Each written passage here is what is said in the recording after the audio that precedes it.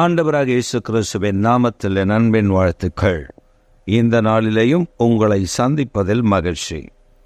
இன்றைக்கு நம்முடைய தியானத்திற்காக நாம் தெரிந்து கொள்கிற வேத வசனம் 1 யோவான் 2 அதிகாரம் 5 அவருடைய வசனத்தை கை கொள்ளுகிறவனிடத்தில் தேவ அன்பு மெய்யாக பூரணப்பட்டிருக்கும்.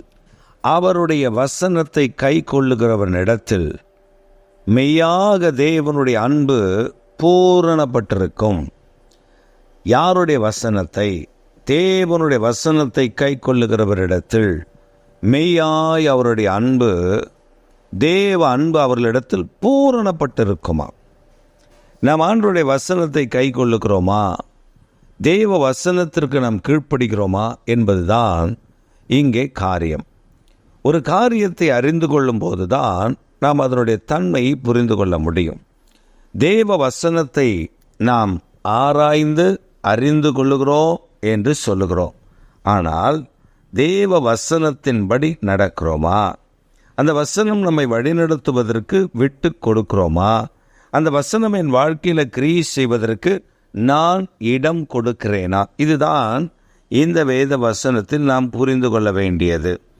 ஆண்டவருடைய வசனத்தின்படி நடக்கும் பொழுதுதான் மெய்யாகவே தேவ அன்பு அவர்களுக்குள்ள பூரணப்பட்டிருக்கும். When you follow God, when you follow or when you listen to the word of God, if you believe in the word of God, தேவனுடைய வார்த்தையை கேட்பது, அதை கவனிப்பது, அதை கை கொள்ளும் போது ஆண்டவர் என்ன செய்கிறாரா? தேவ அன்பு, அந்த அன்பு பூரணமாய், குறைஞ்சதல்ல, பூரணமாய் விளங்க பண்ணுகிறார். இந்த அன்பு பூரணமாய் நமக்குள் வர வேண்டும் என்றால் அவரை நாம் கை கொள்ள வேண்டும், அவர் வசனத்தை காத்து கொள்ள வேண்டும். ஆம் பிரியமானவர்களே, இஸ்ரவேல் ஜனங்கள் தேவனாகிய கர்த்தரை பின்பற்றினார்கள். சீஷர்கள் இயேசுவை பின்பற்றினார்கள். But there is some difference we could find out.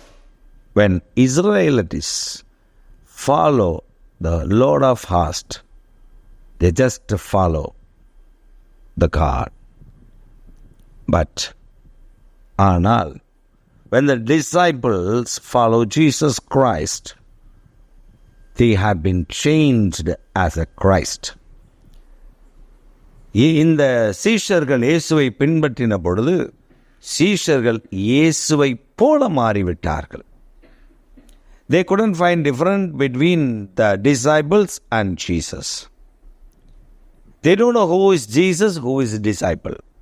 Why? Because 12 disciples, God chosen, they are same in activity, in speech, in age and everything. They followed Christ as it is in the word. தேவனுடைய வசனம் சொல்லுகிறபடியே சீஷர்கள் அவரை பின்பற்றினார்கள், மாற்றமில்லை. அதனால்தான் அவரை காட்டி கொடுப்பதற்கு ஒருவனை அடைத்து அவனுக்கு கொஞ்சம் கைக்கூலியை கொடுத்து அவரை காட்டி கொடுக்க செய்தார்கள். ஏனென்றால் இயேசு யார், சீஷர்கள் யார் என்று கண்டுபிடிக்க முடியவில்லை. இப்பொழுது வருவோம். வார்த்தை எங்கே இருக்கிறதோ அந்த வார்த்தை ஜீவன் இருக்கிறது. அந்த வார்த்தைக்குள் ஜீவ வசனம், சத்தியம் அதற்குள்ளே இருக்கிறது. அது வரும்பொழுது தேவ அன்பை நமக்குள்ளே பூர்ணப்படுத்தி விடுகிறது. ஆம் பிரியமானவர்களே, ஒவ்வொரு நாளும் வேத வசனத்தை வாசியுங்கள், தியானியுங்கள், அதை உட்கொள்ளுங்கள், அதில் கிடைக்கக்கூடிய அன்பை பெற்றுக்கொள்ளுங்கள். தேவ அன்பு உங்களுக்குள் பூரணமாய் இருக்கும். காத்து கொள்ளுங்கள்.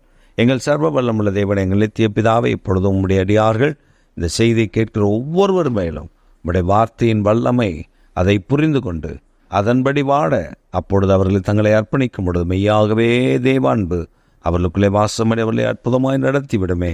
ஆச்சரியமான நம்முடைய கிருபை கத்திர விளங்க பண்ணுங்க.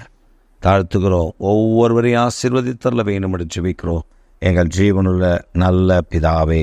ஆமேன், ஆமேன், ஆமேன்.